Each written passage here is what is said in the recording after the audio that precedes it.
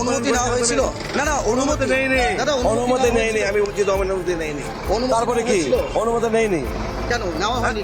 কেন নেইনি ওকে জিজ্ঞাসা করেন না, কেন নেইনি? কেন তাহলে আপনারা পারমিশন দিলেন কেন গেট করার? পারমিশন আমরা দেইনি, আমরা অনুমতি তো দেইনি। আঙ্গুলটা নামিয়ে দাও। আমরা কি করবি? আঙুল নামালে কি করবি? কি করবি আঙুল নামালে? কি একেবারে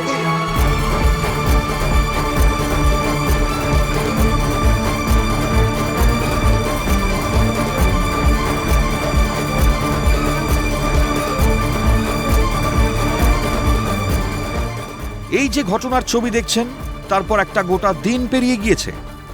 এই একদিনে মহানন্দা দিয়ে বয়ে গিয়েছে অনেক জল। সংবাদ মাধ্যমের প্রতিনিধি নিগ্রহে করা হয়েছে প্রশাসনিক পদক্ষেপও। সূত্রের খবর, মালদহের এসপি ঘটনার রিপোর্ট তলব করেছে চাঁচল থানার কাছে। এমনকি চাঁচলের তৃণমূল বিধায়ক ঘটনায় দুঃখ প্রকাশ করে ক্ষমাও চেয়েছেন। না এটা কেন সমর্থন করব? এটা সমর্থন নয়, এটা অন্যায় হয়েছে। আমি বিধায়ক হিসেবে যে আমার দলের যারা প্রতিনিধি করেছে, আমি দুঃখিত। এটা না হয় বাঞ্ছনীয় ছিল। প্রশাসনিক তৎপরতা যা হয়েছে বা যতটুকু তা প্রশাসনিক স্তরে হয়েছে, কিন্তু রবিবারের ওই ঘটনা এখনো মানতে পারেননি চাঁচলের শুভবুদ্ধি সম্পূর্ণ মানুষজন।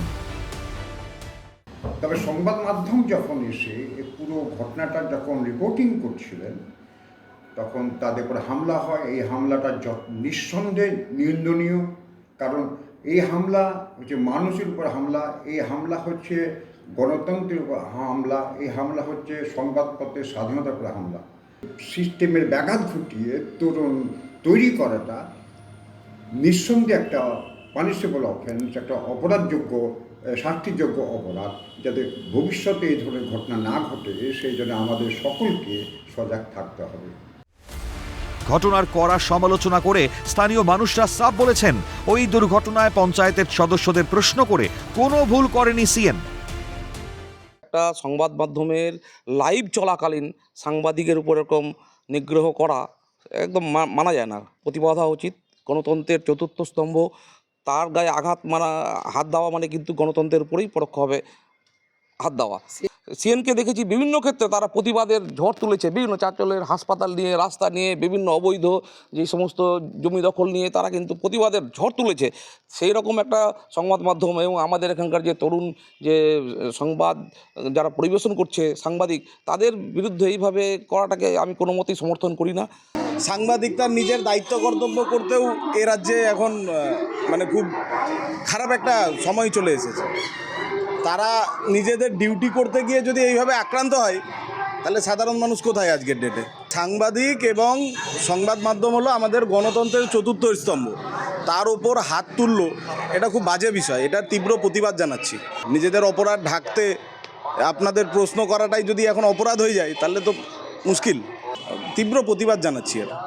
এটার কোনো ভাষা নেই এর প্রতিবাদ জানানোর। চাঁচলে কর্মরত সাংবাদিকদের উপর যে হামলা, চতুর্থ স্তম্ভ, সেই চতুর্থ স্তম্ভের উপর যে হামলা, সেটা আমরা নিন্দা করছি এবং সেটা প্রশাসনের কাছে তদন্ত করে দেখুক, সত্য যাচাই করুক।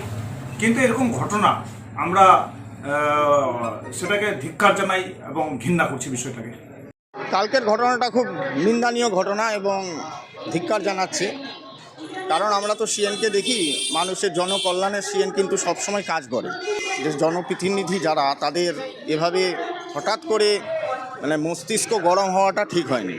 আমি চাইছি এর একটা উপযুক্ত তদন্ত হোক, যে দোষী তার। তো ছিলাম স্পটে, আমি ছিলাম, খবর ভুল হয়নি। এদিকে চাঁচলের সাধারণ মানুষ, মহকুমাবাসী, তারা কিন্তু এই ঘটনার তীব্র নিন্দা জানিয়েছেন এবং তারা বলেছেন অবিলম্বে এই দুইজন যারা ঘটিয়েছে এই ঘটনা, অমিতেশ পাণ্ডে এবং মুক্তার হোসেন, তাদের বিরুদ্ধে যাতে আইনত ব্যবস্থা হয়, সেই দাবি কিন্তু চাঁচলের সাধারণ মানুষ প্রত্যেকে কিন্তু করছেন। মালদহের চাঁচল থেকে অভিষেক সাহার রিপোর্ট, ক্যালকাটা নিউজ।